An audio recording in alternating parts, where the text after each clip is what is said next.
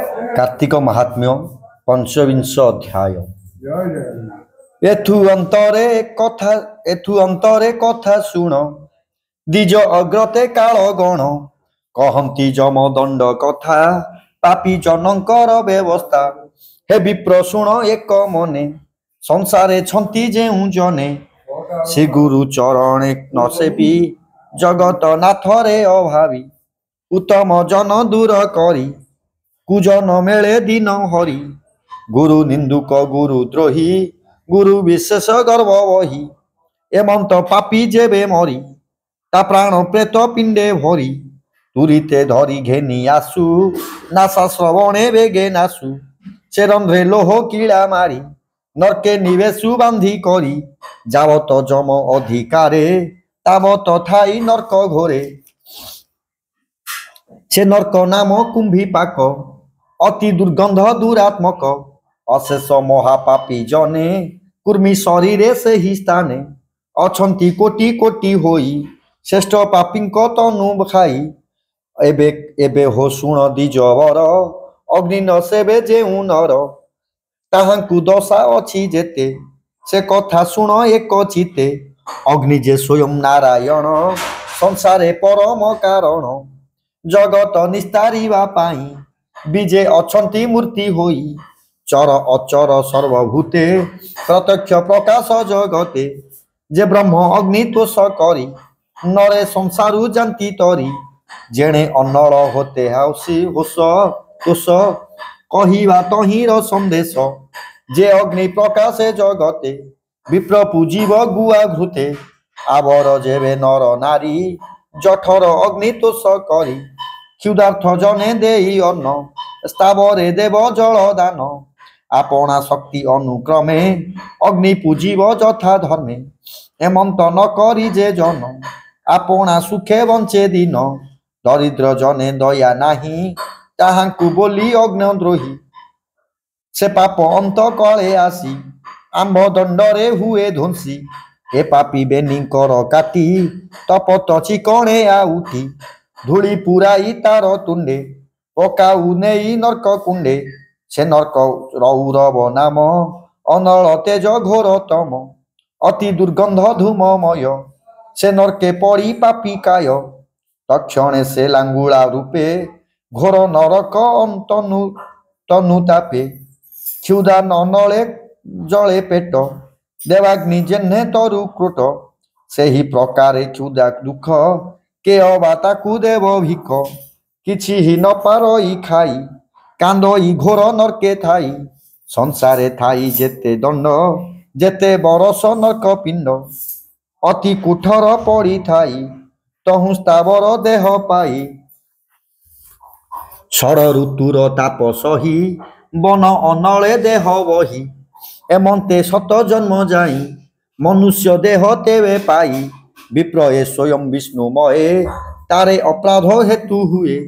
उत्तम द्रव्य विप्र करे न देवे पयरे ब्राह्मण वचन न करी मूर्ख स्वभावे निंदा करी एमंत पापी आंभे आणी गोचर में बांधी गोत्पाद पाणी बेनी नयन तार ताड़ी मुंडे प्रहारी लुहावाड़ी बेनी नयन तार ताड़ी मुंडे प्रहारी लुहावाड़ी लुहा मंजूस बांधी बेके पकाई पुति गंध नरके जेबे ब्राह्मण द्रोह करी केते जुग अंतरे डरी देवतांकु जे निंदा करे से प्राणी प्रेत तनु धरे तपत कंदर्प नरके ताकु पकाऊ जम लोके ताक कुकुर शिवा मेले पापी खाऊ थांती बळे जावत थिबे पापी का लोके तावत पड़ी थाई नरके जे गोरु पोषी करे हेला हजिले न करे संखोला व्याधि पीड़ित बुद्ध काले सेवा जे न करे कुशले से महापापी जमपुरे पड़े गौरव नर करे गोधिंक रूपे महाकंटी कष्टी उपरे करी शिला वृष्टि परिघ मुद्गर चाड़ी बाड़ी गगनु निरंतरे पड़ी गो अंगे जेते रूम थाई तेते बरस नरके जाई पुणी जन्मई गोरु रूपे একথা অটই স্বরূপে অতিথি যার গৃহ বাসে সর্বদা চলই নিরাশে সে গৃহে ধর্ম থাই যেতে গমই অতিথি সঙ্গতে যে গৃহী অন্তকালে আসি শিমুଳି বৃক্ষ তଳେ বসি ভিক্ষুক রূপ ধরি দুঃখে অর্ণ মাগই অতি রাগ ভোকে এ যে নিরাশ যমপুরী যেতে যে তাকু দেব অর্ণ বাରି ଦେଇ ନଥିଲେ ପାଇ ନାହିଁ ସକଳ ଶାସ୍ତ୍ର ଏହା କହି।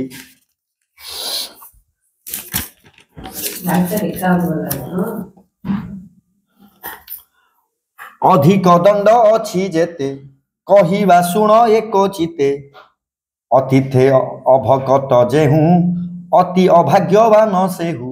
ତାର ଜୀବନ ଯମ ଆଳେ କ୍ଷୁଧାରେ କାନ୍ଦଇ ବିକଳେ କାନ୍ଦିଲେ ଯମ ଦୂତେ ଧରି ନିଷ୍ଠୁର ମୁଥେ ମୁଥେ ମାରି ଅଣ୍ଟାରେ ଦଉଡ଼ି ଲଗାଇ ତପତ ବାଲିରେ ଚଲାଇ ତୁଣ୍ଡେ ପୁରାଇ ଇଟା ମାଟି ତନୁରେ କଣ୍ଟା ଝାଟ ପିଟି ଏମନ୍ତେ ନାନା ଦଣ୍ଡ ଦେଇ ନରକେ ନିବେଶନ୍ତି ନେଇ ନାରକ ନାମ ଦୁଷ୍ଟ ଆସି ଅନବରତେ ବହି ଆସି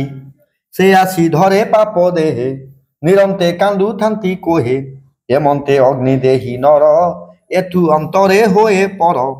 ଯେ ପୁତ୍ର ପତ୍ନୀ ସେ ବି ବଞ୍ଚେ ଧର୍ମ ନ କରି ଧନ ସଞ୍ଚେ ସେ ଜନ୍ମ ମୃତ୍ୟୁ ମୂଳେ ଯେତେ ତସୁ ଅଙ୍ଗାର ହୁଏ ତେତେ ଯମ ଭୁବନେ ତାହା ଭୁଞ୍ଜି ନିଷ୍ଠୁର ନର୍କେ ତନୁ ଗଞ୍ଜି ସୁପୁତ୍ର ଜନ୍ମ ପାଏ ବଂଶେ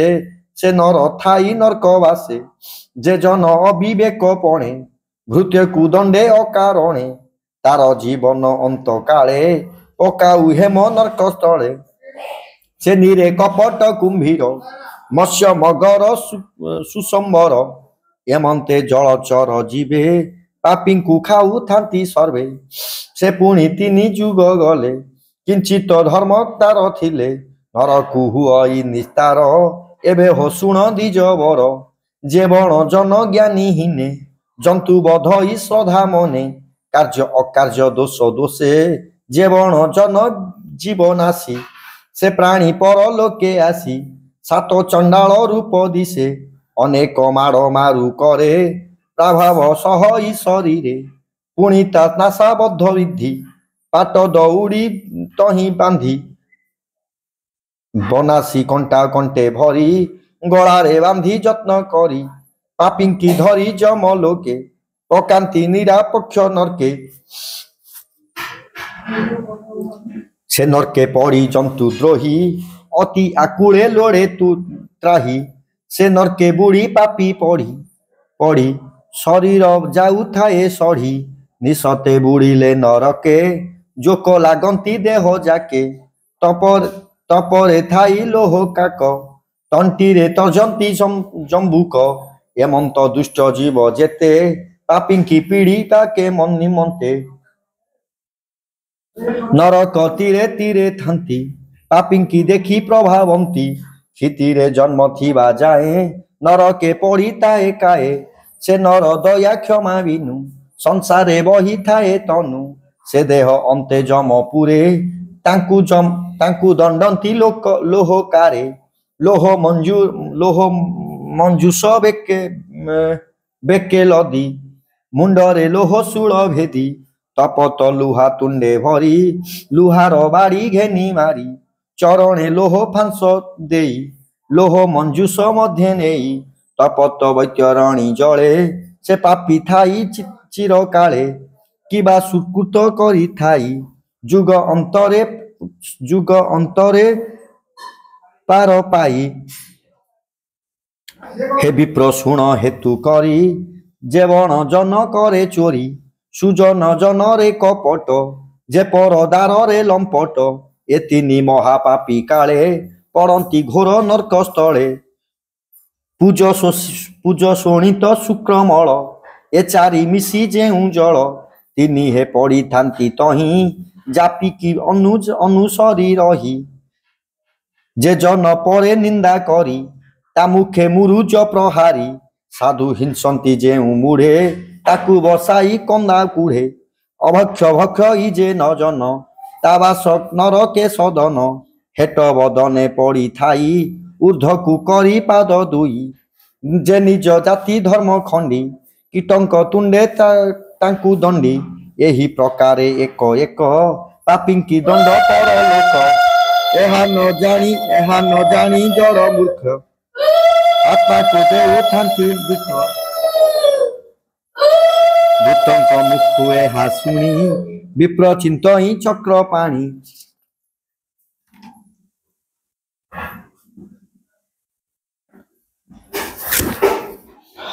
ପୁଣି ପୁଛଇ ବିପ୍ରବର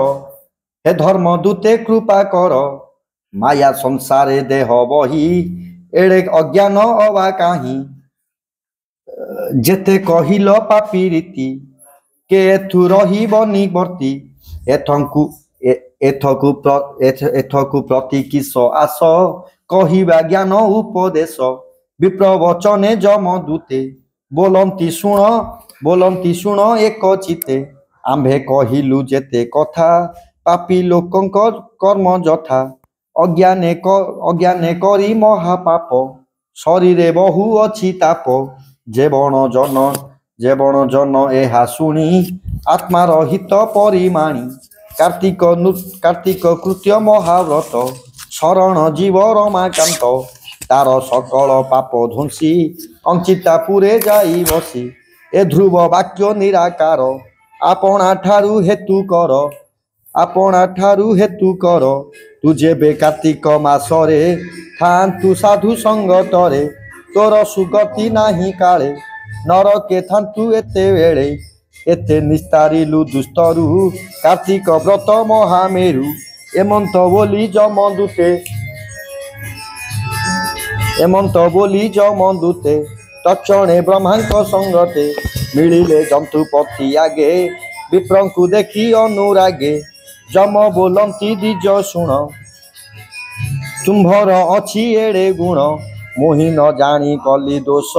तुम्भे जे महत पुरुष मो दोष न घेनिब मने एबे शुणिबा सावधाने किस संपद इच्छा कर देवी मु मागी घेन वर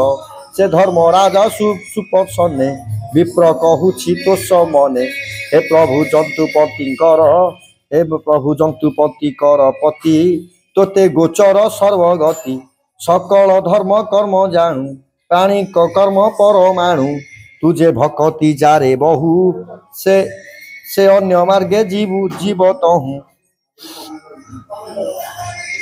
एबे तू कर मोते दया जे देह परे नाही माया से ही स्वरूप मोते कर जन्म मरणे मोर डर एणु नहिब मोर देह बिहिले लागे मोहरु लोभ हुए जात लोभु अशेष पापग्रस्त पाप सकाशु जन्म मृत्यु केही न जाने एथु हेतु मु एहा अनुभवु जानी तुम्भंकु कहु अछि पुणी जात नहिब जोनि द्वारे रहिब पर उपकारे एमंत आज्ञा दिय मोते जेबे सुदया करे चिते विप्रवचने जंतुपति बोइले देवा एही गति एबे तु क्षण जक्ष लोक रह सहस्र जुग भोग पाओ अपूर्व दिव्य रूप धरी बिलसी धनपति सिरी तद अंतरे मध्य पुरे आसिबु जन उपकारे नदी स्वरूपे मध्यस्थले बहिबु सुशीतल जले सरजु नामे पुण्य तीर्थे स्नाने प्राणी मन रथे होइब सर्व कार्य सिद्धि पुणी तो तीरे दया निधि अयोध्या नामे पुण्य क्षेत्र श्रीराम नामे हेव ख्यात जात होइब नर होई एके चतुर्धा रूप धरी लक्ष्मी जे सीता नाम बही तोर निकटे थिवे रही तो जल स्नान पान करी आनंदे लक्ष्मी नर हरि तोते मुक्ति गति देवे समय सुख भुंज एवे एमंत जंतुपति वाणी पुष्प विमाने से ही क्षणी विप्रग मिला